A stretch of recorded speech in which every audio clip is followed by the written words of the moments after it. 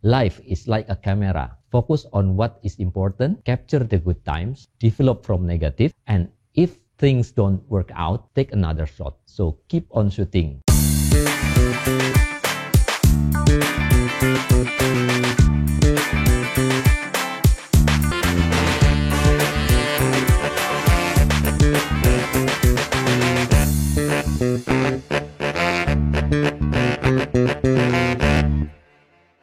Halo Medland People, jumpa lagi kita di Medland Channel. Kali ini kita akan membicarakan seputar fotografi. Jadi bagi Anda penggemar fotografi, just tune in di Medland Channel ini. Kita kali ini kehadiran dua bintang tamu, jago-jago fotografi, spesialis di fotografi, dan juga beliau ini menjadi juri dari lomba foto Pesona Majalengka yang diselenggarakan oleh Medland dan Hotel Horizon Ultima Kertajati. Siapakah dia? Yang pertama adalah Mas W.S. Pramono, jagoannya strobis. Nanti kita akan cari tahu apa itu strobis. Dan yang kedua, tidak asing lagi, beliau sudah malang melintang ya di dunia fotografi di satu media yang terkenal ya di Kompas, yaitu Mas Bang Arbain Rambe. Ya. Halo, selamat datang Mas Pram dan Bang Arbain Rambe. Ya, selamat datang di studio Medland Channel ini. Terima kasih sudah bersedia untuk hadir sebagai narasumber kita di hari ini dan juga menjadi juri di lomba foto Pesona Majalengka yang diselenggarakan oleh Medland dan Hotel Horizon Ultima Kertajati. Untuk Medland People, jangan lupa juga nanti saksikan pengumuman 20 besar pemenang atau finalis dari lomba foto ini di akhir acara ini. Dan juga jangan lupa klik like dan subscribe-nya untuk bisa terus memantau konten-konten dari Medland Channel ini. Ya, pertama mungkin saya akan menyapa dan menanyakan kepada Mas W.S. Pramono ya. Iya, Mas Pram ya. Mas Pram ya. Mas Pram ini kalau saya lihat sepintas kayak kuyak-kuyak nih, stylenya nih. Kayaknya masih sangat muda nih. Usianya berapa, Mas? Ini harus asli apa? Ya, off the record, masih muda ya? Masih muda. Sama saya mungkin lebih muda barangkali ya. Oke, Mas Pram. Iya. Anda ini kan terkenal sebagai founder dari satu komunitas namanya ID Strobis. Iya, betul. Nah, ini buat saya ini satu istilah baru lagi mengenai ID Strobis itu. Komunitas apa sih itu ID Strobis itu?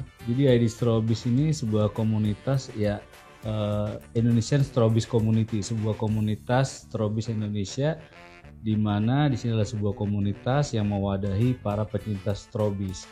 Dan kebetulan komunitas ID Strobis ini sekarang udah terbesar pertama di Indonesia dan masuk terbesar kedua di dunia untuk komunitas strobis ya. Strobis itu ada apa? Jadi strobis ini adalah sebuah istilah teknik penggunaan flash yang off-shoot. Jadi flashnya itu tidak ada di atas kamera. Oh. Jadi flashnya kita pisahkan dari kamera. Terpisah dengan wireless. Oh. Ya, wireless. Komunikasinya dengan wireless ya? Wireless sekarang. Oh. Gitu. Jadi sebuah teknik lah. Iya, iya. Pencahayaan. Gitu, Pak. Apa yang membuat dia berbeda dengan teknik-teknik biasa? Sebenarnya sih inti bermain cahayanya hampir sama dengan penggunaan flash pada umumnya. Cuman ini kan lebih pertama mobilitas. Jadi kita tidak lagi memerlukan sebuah kabel untuk menghubungkan dari lighting ke source atau sumber tenaga. Jadi menggunakan baterai pertama, jadi memudahkan kita untuk motret dimanapun, kapanpun. Gitu sih keuntungan yang secara generalnya. Jadi apakah yang membuat Mas Pram ini tertarik dengan strobe ini, pakai strobis ini? Apakah karena kepraktisannya? Karena betul sekali, praktis penting.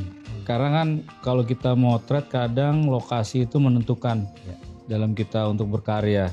Jadi kadang-kadang misalkan ada sebuah situasi yang kurang cahaya atau apa, tempatnya tidak memungkinkan, tapi dengan kita mempunyai sebuah alat yang tadi praktis dan bisa kita lakukan tanpa tadi listrik dan lain-lain, itu sebuah keuntungan sih bagi saya. Dan ini lebih fleksibel ya, nggak hanya di dalam ruangan ya, kita pakai Benar. di Dimanapun. semua medan ya. Ya dimanapun, dan keuntungannya kadang kalau kita bermain di ruangan yang sempit, Oh, itu keunggulannya enak. Jadi kita bisa memainkan sudut-sudut cahaya yang kadang kalau kita pakai lampu studio atau monoblok yang besar itu kan agak-agak susah. iya iya. Itu aja sih praktisnya dan jadi keuntungan. Iya, menarik sekali nih, mesti Iya. coba nih saya nih. Harus. Kemudian bagaimana Mas Pram itu mulai membangun karir di dunia fotografi? Kalau karir mungkin berawal dari hobi Pak ya. Hobi. Jadi yang membuat tertarik dengan fotografi pertama lingkungan terdekat. Lingkungan keluarga, lingkungan tempat tinggal. Kalau dari keluarga, dari ayah itu udah suka motret. Dan kebetulan keluarganya ayah punya studio foto, cetak foto. Dulu megang kamera apa pertama kali? Kita Pentax itu di rumah, yang ada di rumah aja kita gunakan. Jadi Analog ya? analog. Jadi kalau bapak lagi nggak pakai, kita pakai buat jalan-jalan sama temen. Tapi ya di situ jadi apa ya? Jadi merasa cinta tuh karena itu bisa ngebikin sebuah momen aja kita abadikan gitu loh. Jadi Senang. bisa disebut learning by doing ya? Iya ya.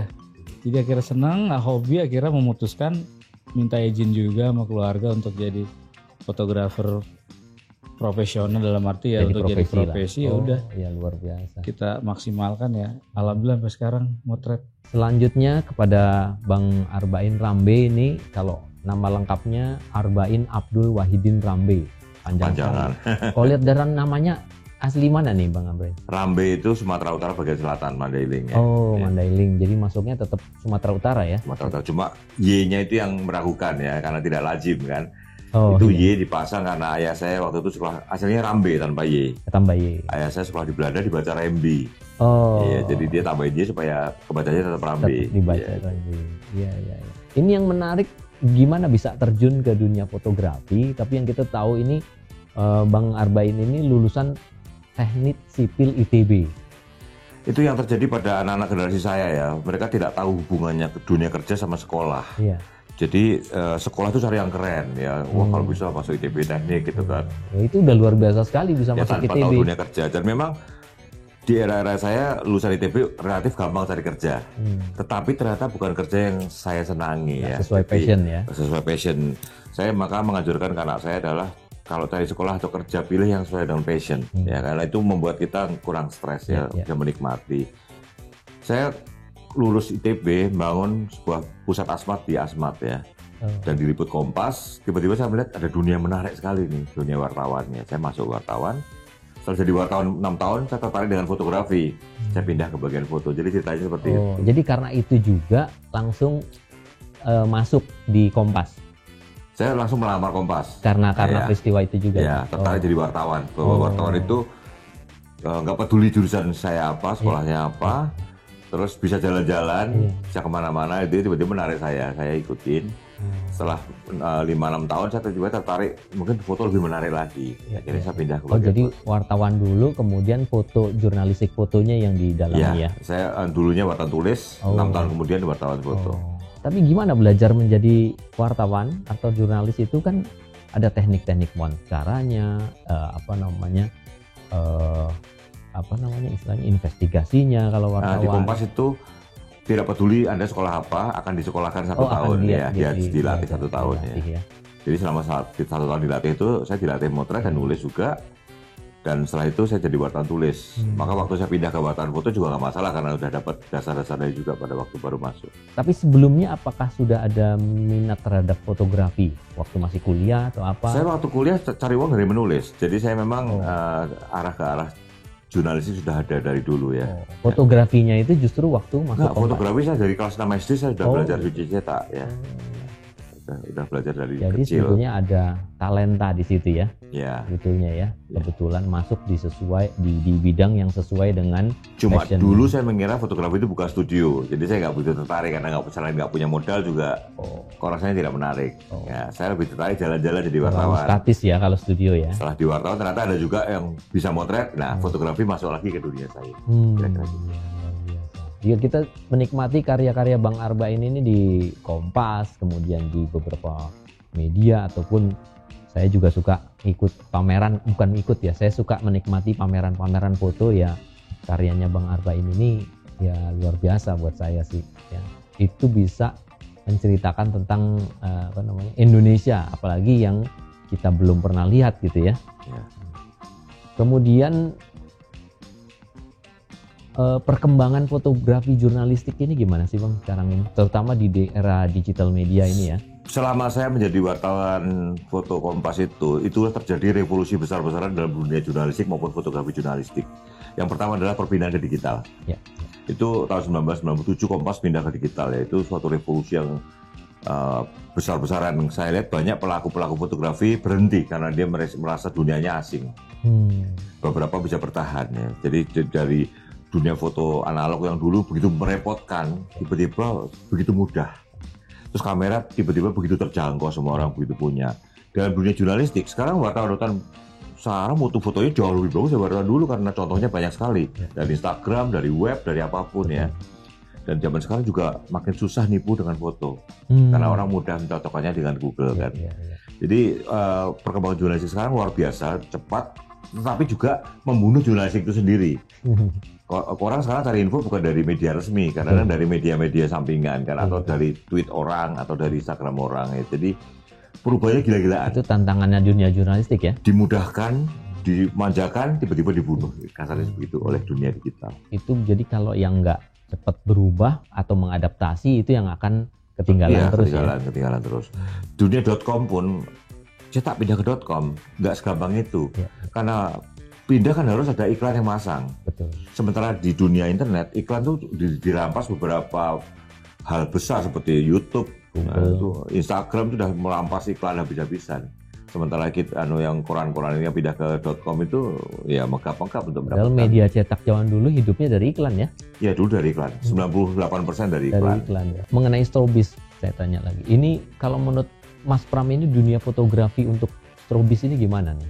Prospeknya ataupun bisa dibilang ini sebuah perkembangan yang sangat pesat ya di dunia fotografi. Jadi ketika itu strobis.com memperkenalkan teknik ini, beberapa termasuk saya ikut mensosialisasikan di Indonesia tentang strobis dan responnya benar-benar sangat baik dan positif. Karena dalam mungkin Bang Arbain ingat banget waktu zaman itu adalah ketika kita ingin bermain lighting, orang udah fokusnya lampu-lampu monoblok studio. Jadi orang-orang yang tidak mampu beli atau apa kadang-kadang repot karena harganya kan sangat mahal waktu itu kan. Dulu bikin studio itu investasinya mahal ya? Iya lumayan ya Bang Arbain ya, monoblok itu. Dan lalu timbul sebuah gaya baru, teknik ini memudahkan karena yang dipakai flash eksternal Pak. Bahkan kita bisa memakai flash yang harganya ratusan ribu. Oh ya?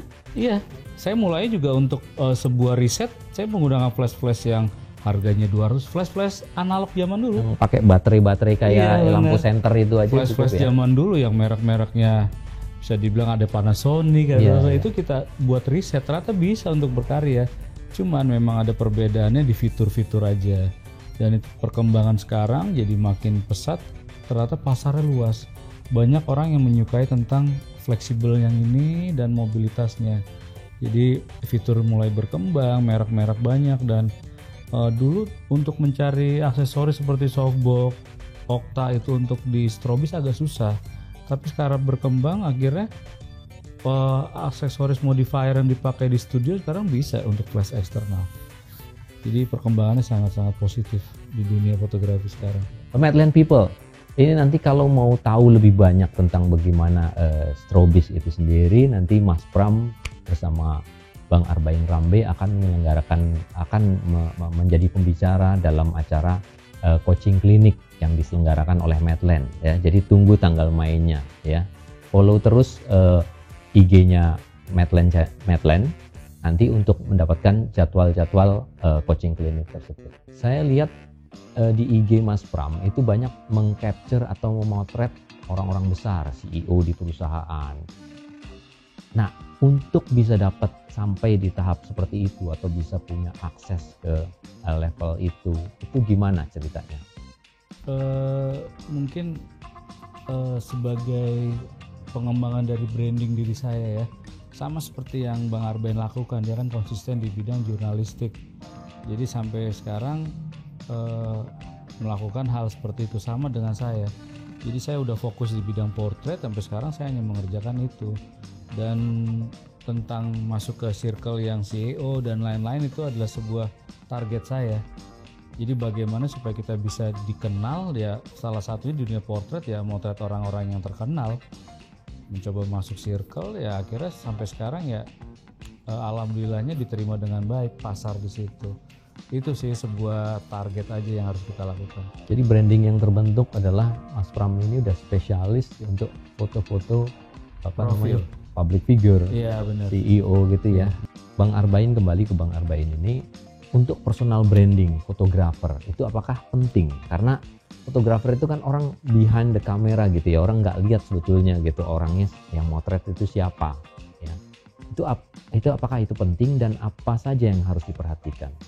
Seperti juga di dunia komersial, klien-klien besar tanda petik ya, itu tipenya malas ganti-ganti fotografer ya. Jadi kalau dia udah cocok, dia akan pakai terus. Dalam dunia foto agensi di jurnalistik ya, sekali dia cocok dia akan pakai itu terus. Dia nggak usah nyari-nyari lagi ya. Jadi Pram juga ya, udah sekali CEO ke potret dia puas, biasanya lain kali hubungi lagi, udah nggak mikirin harga lagi.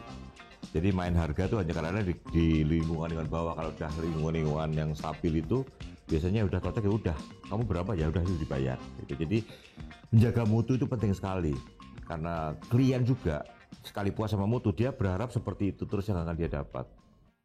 Jadi fotografi ini bisa dibilang bukan komoditi yang bicaranya soal harga ya, ini soal taste, soal style ya, yang orang cari, yang konsumen cari itu kan style fotografinya seperti mengecewakan ya. Sekali udah puas itu akan bertahan, dan disitulah namanya branding, dan itulah mempertahankan mutu di situ. Di dunia Indonesia sama sekali, kita nipu bikin foto yang ngasal, udah klien tuh nggak akan pakai kita lagi, kita terlempar selamanya. Faktor pembanding ke antar fotografer itu bukan di harga ya berarti ya, yang menjadikan yang menjadikan konsumen itu ambil. Bagaimana Kompas membendung foto hoax dulu ya? Ya belilah foto dari orang-orang yang terpercaya, itu aja caranya. Bukan ini foto hasil atau nggak, pusing. Kalau saya beli dari orang terpercaya, saya yakin foto itu benar, itu aja. Lanjut ke Bang Arbain ya, kalau saya lihat kan foto-foto dengan tema human interest-nya itu sangat menarik, sangat bercerita Bang Arbain. Karena background-nya juga jurnalistik itu juga memang fotonya harus punya pesan di situ ya, menceritakan ini tentang apa gitu ya. Nah, dalam memotret human interest atau dalam hal ini sekarang yang lagi populer istilahnya street photography ya, itu apa saja yang harus diperhatikan untuk foto itu bisa bercerita, foto itu bisa bisa berhasil gitu ya untuk mendapatkan kesan dari audiens. Dan bedanya street fotografi dengan human interest itu apa sih? Saya bedakan dulu yang kedua ya. Iya. Yang namanya street fotografi adalah fotografi yang dilakukan di jalan. Jadi nggak selalu human interest. Bisa human interest, bisa arsitektur, bisa traffic. Gitu. Jadi yang disebut street adalah memotret di jalan. Yang dinamakan human interest adalah memotret manusia berkegiatan. Ya, jadi human interest bisa dari bagian dari street, bisa juga tapi suatu genre sendiri yang besar. Dalam jurnalistik tidak semua berita bisa ada fotonya. Misalkan rupiah anjlok, belum tentu ada fotonya, ya kan? Rupiah anjlok atau negara dalam keadaan genting, itu belum tentu ada fotonya. Nah biasanya kalau banyak hari itu pas berita-berita nggak ada fotonya semua, biasanya foto human interest yang dipakai untuk mengisi halaman, karena halaman harus ada fotonya. Halaman harus ada fotonya, sementara semua berita itu tidak ada fotonya. Jokowi tidak muncul di rapat gimana? Kalau muncul bisa ada fotonya, kalau nggak muncul kan nggak bisa ada fotonya kan. Terus rupiah melemah. Jadi manakala tidak ada foto, human interest akan dipasang. Mengapa human interest? Human interest adalah foto yang sangat disukai manusia. Karena manusia pada dasarnya suka lihat manusia lain. Nah terus satu. Jadi manusia suka lihat manusia lain. Nah kapan sebuah foto human interest menarik? Bila tindakan manusia di foto itu memang menarik atau tidak biasa. Makanya foto human interest yang dibuat di Myanmar, yang mungkin di Myanmar biasa aja, di Indonesia bisa jadi menarik. Foto yang di Wonosobo mungkin biasa aja, di mata orang Jakarta bisa jadi menarik. Saya ingat tahun 2000 saya waktu dipindahkan Kompas ke Medan. Di Medan itu becak sampah namanya, sampah diangkut pakai becak. Saya potret, orang Medan bilang apa menariknya bang? Saya kirim di Jakarta jadi headline. Ya, jadi di mata kegiatan itu bagi Jakarta menarik, maka jadi headline. Di Bromo, orang jual nasi bungkus di lautan pasir. Banyak turis beli aja tapi nggak merasa itu istimewa. Saya ambil backgroundnya Bromo, matahari terbit. Dipasang di headline juga. Jadi karena intinya manusia itu senang lihat kegiatan manusia lain yang menarik, itu kuncinya. Jadi kuncinya adalah Anda rasakan diri, apakah Anda bayangkan bagi pembaca Anda itu menarik. Itu kunci foto human interest. Nyari kutu. Mungkin sekarang jadi memalukan ya. Dulu di Jawa Tengah tahun 70-an, 80-an itu cari kutu masih biasa. Sekarang mungkin orang jarang kutuan ya. Tapi kalau masih bisa menemukan orang cari kutu, itu mungkin foto menarik. Jadi langka ya. Jadi langka ya orang Jakarta. Cari cacing di Lombok segala itu kan, itu di mata orang Jakarta karena aneh jadi menarik. Cuman kita ini kalau saya mewakili mungkin audiens ya yang fotografer amatir atau baru pemula, kita untuk menentukan kriteria bahwa foto ini akan bercerita atau foto ini akan jadi menarik, itu awalnya tuh gimana gitu? Jadi gini, tidak semua hal ada rumusnya. Seperti gimana jadi orang baik, ya kan? Kalau ada rumusnya semua orang jadi orang baik, gitu kan? Bagaimana jadi pengusaha sukses? Nggak mungkin ada rumusnya. Kalau ada rumusnya semua orang akan sukses. Sama dengan di fotografi. Kuncinya adalah Anda sendiri tertarik nggak? Kalau Anda sendiri sudah nggak tertarik, ya orang lain mungkin nggak tertarik. Foto bagus adalah foto yang terjadinya seperti yang diharapkan. Kita motret bencana alam. Target kita adalah kelihatan kengeriannya. Setelah difoto jadi ngeri, foto itu bagus. Jadi namanya bagus itu adalah sesuai target pembuatannya. Anda mobil Anda pengen mau klaim ke asuransi. Kalau sampai asuransi nggak mudeng nih penyaknya di mana, foto itu nggak bagus. Tapi kalau foto itu tunjukkan, oh penyaknya di sini segede ini, itu foto bagus. Berarti gagal bercerita ya gagal kalau bercerita, misalnya ya. itu ya. Jadi ini adalah foto yang bercerita atau foto bagus adalah foto yang masuknya nyampe. Bagaimana caranya? Ya Anda sendiri bertanya sama Anda, saya mau motret apa? Setelah dijebret, apakah apa itu ada di foto Anda? Kalau nggak tergambar, kenapa nggak tergambar? Oh saya motretnya terlalu jauh. Oh saya motretnya kurang jongkok dan sebagainya. Jadi Anda sebenarnya bisa mengevaluasi sendiri supaya foto Anda makin baik. Yang pasti, sesenior apapun seorang fotografer pasti pernah bikin foto gagal. Kegagalan itu karena harusnya jongkok, dia nggak mungkin jongkok, gitu kan? Atau harusnya mendekat, dia nggak mungkin mendekat. Seperti itu lah. Jadi kuncinya adalah membuat foto bagus adalah Anda harus tahu bagus itu apa. Anda bercerita apa. Kalau ngomongin kemegahan, foto itu kelihatan megah. Kalau Anda mau ngomongin kecantikan, ya harus kelihatan cantik. Anda ngomongin ayamnya banyak, ya kelihatan ayamnya banyak. Itu aja kejar. Kalau udah tercapai, ya itu bagus. Kalau nggak tercapai, Anda analisa kenapa Anda gagal. Itu berkali-kali Anda lakukan, itu Anda akan membaik. Yang terjadi di sini yang umumnya banyak fotografer pemula atau bahkan kita kan juga kita menjurikan atau ya menilai foto yang ikut di lomba Pesona Majalengka ini. Yang terjadi adalah kadang-kadang secara teknik lighting, komposisinya itu benar, tapi foto itu tidak bercerita. Atau sebaliknya, lightingnya kayaknya kurang pas, tapi foto ini ceritanya bagus. Teknis itu hanya pendukung. Sebuah foto itu dinilai dari kontennya, tujuannya apa. Kalau namanya Pesona Majalengka, ya harus kebayang keindahan Majalengka. Itu. Jadi definisi menilai dalam lomba itu 3 ya, bagus, indah, menarik. Bagus itu adalah kalau foto ini membuat Majalengka tampak positif ya bagus. Indah, apakah juri senang? Nah itu selera juri, ya kan, subjektif, indah. Ada yang dibuat warnanya malah jadi nggak wajar tadi saya lihat ya kita. Ada beberapa itu jadi indah menurut si fotografer, di mata juri ini nggak indah lah, ini jadi aneh gitu kan. Jadi bagus, indah. Jika menarik itu tidak klise. Majalengka kan udah dalam 5 tahun terakhir itu kan terasing bawang itu kan muncul terus kan. Ya overexpose ya. Indah ya Majalengka, indah di mata juri juga, tapi udah tidak menarik bisa jadi gitu loh. Kalau angle-nya itu lagi. Terus terang ada satu persilangan di kebun itu yang dalam 5 tahun terakhir kita sering lihat ya, dan terutama cahayanya dari kiri itu kalau saya itu ya indah tapi sudah tidak menarik. Jadi menarik ini penting, terutama kalau sekarang menang di lomba ini, di lomba berikutnya dibikin foto itu seperti itu lagi ya harusnya foto itu tidak muncul lagi harusnya. Kan sekarang sudah masuk masa pensiun ya dari Kompas ya kabarnya begitu ya. Resminya saya pensiun. Nah selepas pensiun ini kesibukannya apa lagi? Saya kebetulan ada majalah baru, saya jadi pemret, pemimpin redaksi ya. Jadi saya masih bisa bercerita tentang semua yang saya tahu, semua yang saya alami di perjalanan ya. saya kemarin ke Asmat, saya akan bikin untuk rubrik Jelajah Nusantara tentang Asmat di Papua. Ya, saya masih menulis terus, dan beberapa merek masih percaya sama saya, kadang-kadang saya dipinjemin produk-produk baru gitu ya. Itu ya saya share ke orang yang belum tahu ya, bahwa ini keunggulannya gini. Saya tahu sesuatu ya saya obrol di Twitter, di Instagram. Intinya adalah saya menikmati fotografi sebagai bagian dari diri saya, dan bagian supaya saya merasa ya dibutuhkan lah. Itu membuat rasa senang. Kalau orang merasa dibutuhkan itu ada rasa senang, kepuasan yang itu nggak bisa dinilai ya, nggak bisa dibayar dengan uang ya, nggak bisa dinilai dengan uang. Jadi brand ambassador juga sekarang? Saya sekarang tidak terikat siapa-siapa. Tidak terikat ya. Brand yang dulu saya pegang sama saya sekarang katanya udah ganti merek ya, ganti pemilik, ganti merek. Saya tunggu waktu aja, tapi intinya saya tidak terlalu mengejar dari brand atau siapapun ya, selama saya masih tercukupkan. Dan selama ini beberapa brand masih baik dengan saya, nggak peduli saya terikat manapun ya, saya pinjam ini dikasih, pinjam kemana ngasih, hubungannya masih ini selama ini masih baik. Kembali ke Mas Pram ya, kalau saya ikuti di sosial medianya itu saya suka lihat ada tagline ataupun apa namanya, kalimat-kalimat anti lemah-lemah klub. Itu apa sih? Ini udah bikin heboh sih. Jadi alhamdulillah sebuah campaign positif. Jadi waktu saat COVID pandemi, banyak fotografer yang drop dalam arti pekerjaannya jadi tidak ada.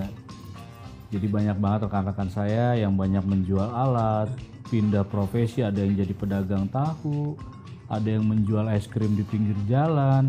Itu karena saya tipikal orang yang selalu suka tersentuh. Akhirnya saya dengan uang pribadi saya membuat sebuah campaign, saya keliling sampai saya terjauh tuh ke Pekanbaru, perkebunan sawit. Saya dengan modal sendiri ke sana untuk menemui fotografer yang kena imbas pandemi. Yuk kita bikin video bareng-bareng di sosial media untuk membangkitkan teman-teman. Karena saya bilang kalau kita di saat pandemi kita menjual alat-alat kita, ketika sudah masuk masa transisi peralihan ada job lagi akan sulit untuk membeli alat. Sebaiknya dipertahankan tapi jangan lemah, saya bilang. Akhirnya mulai rame deh ketika itu, ternyata efeknya bagus sekali. Banyak banget sampai ada fotografer yang matanya hanya satu Pak, tapi motretnya wedding. Jadi itu saya bilang, dia aja matanya satu, motret wedding, masa lu mata dua lemah. Nah itu istilah gitu loh. Jadi, untuk membangkitkan. Dan ternyata di Indonesia banyak. Kayak Bang Zul, sahabat saya banget yang disabel ya, yang tangannya ya mempunyai kekurangan. Itu saya sampai ketemu beliau di Banyuwangi ngobrol. Jadi anti lemah intinya adalah supaya kita sebagai penggiat fotografi nggak usah terlalu lemah menghadapi pandemi ini. Dan momennya cocok banget, dan orang Indonesia paling gak suka kalau dibilang lemah ternyata. Iya Bang ya? Yeah. Ini sangat memotivasi sekali ya. Teman saya juga street photographer juga begitu. Kemarin ada PPKM 3 yang ketat sekali sebelum ini. Itu juga gak bisa kemana-mana. Itu juga jadi desperate. Gatel gitu, mau motret tapi gak bisa. Tapi ada teman-teman yang lain yang di rumah aja, di ruangan aja tuh cuma lihat cahaya dari luar gini-gini, terus dia motret apa yang ada, hasilnya ya nggak jelek-jelek juga. Ternyata untuk praktek itu juga luar biasa membantu dan menyalurkan hobi fotografinya tuh luar biasa. Ya. Luar biasa. Kemudian selama membuat foto portrait ini, kira-kira hal-hal yang perlu diperhatikan apa sih kalau motret orang? Karena saya di bidang genrenya profil, ternyata yang saya pilih ini alhamdulillah genrenya ini masanya lama, jadi fotonya akan digunakan terus untuk publikasi. Jadi hal-hal seperti itu. Nah, jadi kita mau terjun di portrait yang mana nih? Karena portrait itu kan luas, ada yang art. Nah, saya mengambil ini karena tantangannya adalah kita harus membuat foto yang sesuai dengan orangnya, mulai dari skin tone-nya. Katanya karakter orang itu harus keluar ya di situ, betul ya sekali. Di foto itu harus tergambar gitu ya. Iya betul sekali. Jadi ya beberapa pengalaman kayak saya motret Pak Jokowi profilnya, motret beberapa Kapolri, yang itu tantangannya kan besar. Karena bagaimana kita harus membuat foto itu sesuai dengan karakter dia. Dan banyak banget fotografer yang kadang-kadang tidak mengerti, malah dibuat seolah-olah bukan karakternya.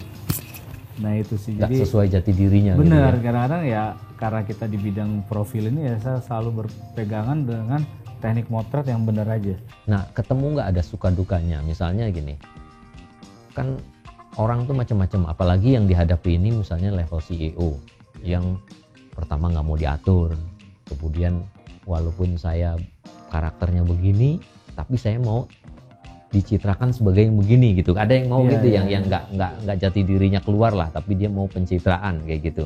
Nah itu bagaimana cara nanganinya? Kalau kita biasanya ketemu orang-orang yang punya kedudukan atau jabatan, problemnya contoh kayak kemarin saya motret untuk profil Duta Besar Australia yang terbaru, beda ternyata treatmentnya dengan Duta Besar sebelumnya. Ternyata timnya sudah berganti dan situ ada beberapa pakem yang harus saya lakukan. Posisi beliaunya harus begini, jadi posenya nggak boleh begini, nggak boleh begitu. Jadi ada sebuah hal yang itu benar-benar ngasah skill kita. Kalau kita nggak mampu, wah bisa jadi bumerang. Contohnya waktu saya motret, pokoknya ibu tidak boleh terlihat seperti ini, seperti itu agak-agak susah, tantangan. Jadi pentingnya kalau di dunia portret itu harus memahami, kalau saya pribadi ya, adalah memahami anatomi orang. Jadi misalkan orang, contoh nih Pak, ada kebiasaan kalau ada orang yang di foto itu tidak bisa nunduk. Saya sering banget ketemu, kayak kemarin saya motret untuk CEO, itu kebiasaannya kan dia begini. Gitu. Jadi kalau nunduk begini. Nah, saya hanya menyampaikan 3 kali aja. Pak, gini kalau sampai 3 kali dia masih begini, berarti kan dia ada problem yang kayaknya nggak usah dipaksain. Berarti justru kita harus foto aja. Itu aja iya. Gitu ya. Kadang-kadang saya dengar temen tuh, kadang-kadang ada yang, ini salah satu cerita yang benar, jadi ada beberapa pejabat yang disuruh senyum, dia tidak mau, tapi dipaksa sama fotografer untuk senyum. Ya, sebenarnya itu karakter dia, udah. Gitu itu aja sih tips-tips yang harus dipahamin. Seru-seru. Nah, mungkin pertanyaan terakhir ya untuk berdua ya, baik Bang Arbain atau Mas Pram ini.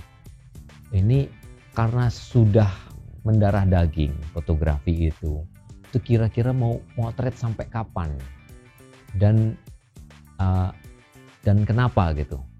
Ya, sampai kapan akan terus memotret dan kenapa alasannya gitu? Silakan. Ya itu seperti orang yang senang makan gorengan atau orang mau vegetarian ya. Bagi saya fotografi seperti itu. Jadi ya nggak ada hubungannya sama saya kerja resmi di Kompas atau tidak, atau dibayar atau tidak. Karena memotret itu adalah bagian dari hidup saya. Saya akan terus memotret, bawa kamera, entah maupun sekarang mungkin pakai handphone ya. Saya punya cucu, saya mendisiplin diri hanya pakai handphone untuk cucu saya, dan semuanya oke-oke aja, nggak ada masalah. Jadi saya memang akan terus memotret karena itu bagian dari diri saya, jadi nggak bisa dipisahkan. Jadi ada yang hilang kalau saya nggak motret seperti itu. Luar biasa. Kalau Mas Pram sendiri? Kayaknya akan motret terus, walaupun nanti sudah tidak dibentuk komersil, saya akan tetap karena udah bagian ya cinta. Kalau ingat masa lalu, ya Abang Bain tahulah zamannya dulu kita pakai film ya Bang ya. Kayaknya berusaha banget supaya foto kita jadi. Supaya masuk X-ray gitu. Aduh, masuk itu kalau diinget-inget saya, aduh berapa kali gagal mulu. Ada yang kegelapan, keterangan. Jadi itu udah bagian dari itu, kayaknya udah cinta banget, akhirnya ya udah motret terus aja sampai senang. Menarik ya kalau kita nostalgia di era film analog waktu itu ya. Iya benar. Kita udah motretnya aja harus di-retreat karena isinya cuma 24 atau 36. Betul. Habis itu waktu cuci cetak itu moment of truth-nya, harap-harap cemas kita. Jadi apa enggak itu dulu. Dan beli filmnya juga kita harus minta orang tua Bang uangnya. Mahal sekali film. Ya, itu luar Kamera biasa. mahal, film mahal. Kita bertiga mungkin melalui masa-masa itu ya itu ya. Aduh, perjuangan. Ya. Baik Madland People, demikian bincang-bincang kita yang menarik dengan dua fotografer profesional, fotografer handal yang sudah tidak diragukan lagi hasil-hasilnya. Dan ini 20 finalis lomba foto Pesona Majalengka yang diselenggarakan oleh Madland dan Hotel Horizon Ultima Kertajati. Sebagai akhir kata, saya ingin menyampaikan satu quotes yang sangat menarik mengenai fotografi. Life is like a camera.